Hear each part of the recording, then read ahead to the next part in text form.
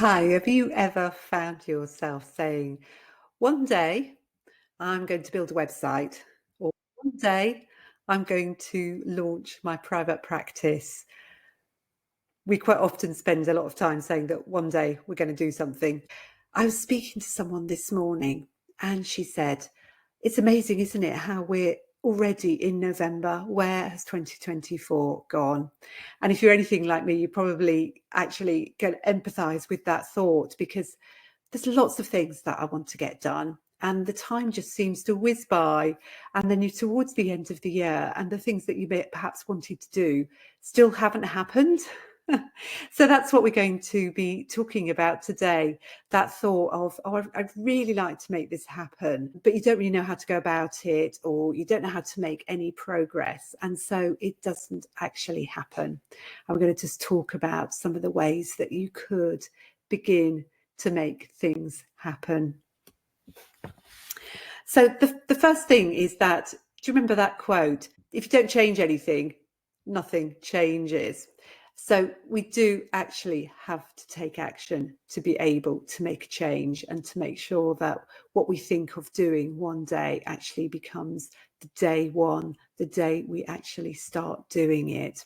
But things can get in the way. And for me, there's quite a big fear of failure, and a fear of rejection. And so I find it quite difficult to get started. Perfectionism might hold me back, because I think, oh, it's got to look like this, and then I don't know how to make it look like this.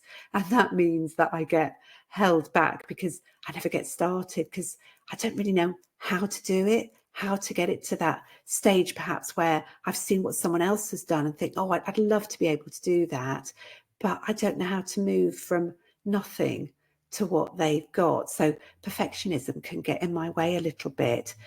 I also don't know, there's this feeling of, it's the unknown. I don't know what it's going to be like when I get there. It might actually be something I don't really want. What if I set it up and it isn't really what I want to do? And alongside that, there can also be that sense of missed opportunity. You know, I sort of like worry what I'm going to miss out on, and I get caught up in that, and that stops me from being able to take action, because I'm thinking, well, if I do this, do I really want to do that instead? So I get just caught up in these thoughts. And actually, what really helps me, and I hope this is a helpful tip for you too, what really helps me is to try and not take myself too seriously, and to think to myself, you know, I will just try it and see what happens. And it can help if you can reframe failure as growth, as learning.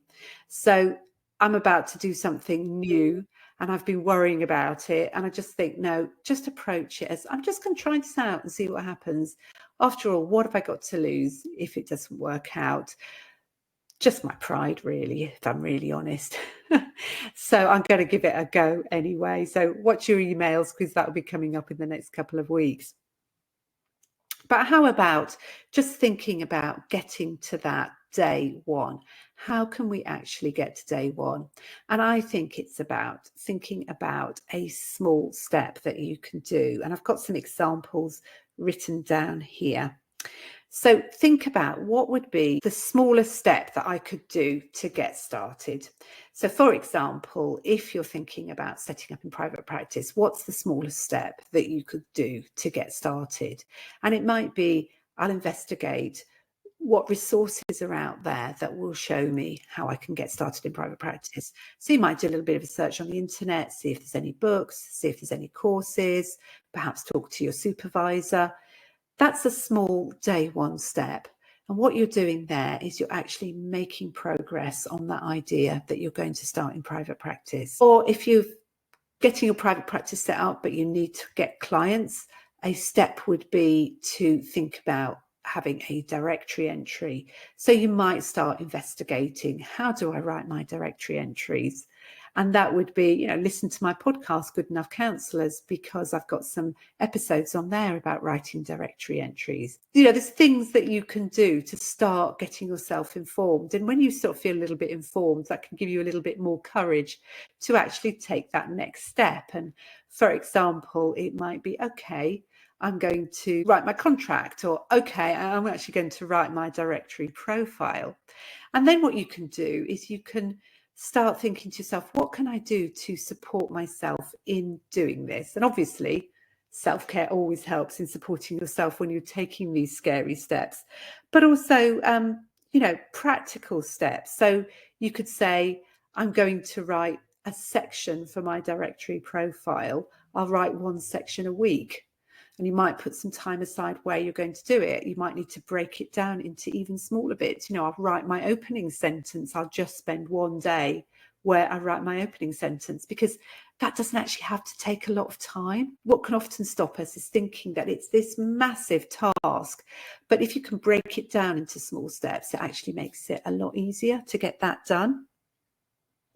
And as I said, I also try to have a playful approach too. So I try to not take myself too seriously, because that really makes easier for me. So just to have a very quick recap, if you don't change anything, nothing's going to change. So try to think about what small steps you can take. Start with the smallest step that you can think of. Make it a very practical step, because that will get you started. And try to think about reframing what you're doing. If you try, at least you're learning. And just because you fail doesn't mean that you can't try again. There's no shame in it. It's better to have actually tried to do something than still sitting there at the end of the year saying to yourself, oh, I wish I'd given it a go. I still haven't done it. So give it a go, try it, and see how you get on. And a little reminder that if you need more support, you can access that. If you work with me, you can do that via joining Therapy Growth Group, which costs the equivalent of one client session a month. If you're looking to work on your setting up a private practice, or you're looking to grow your practice, Therapy Growth Group is a great way and a low-cost way of working with me. Thanks very much for watching, and I'll see you again next week. Bye for now.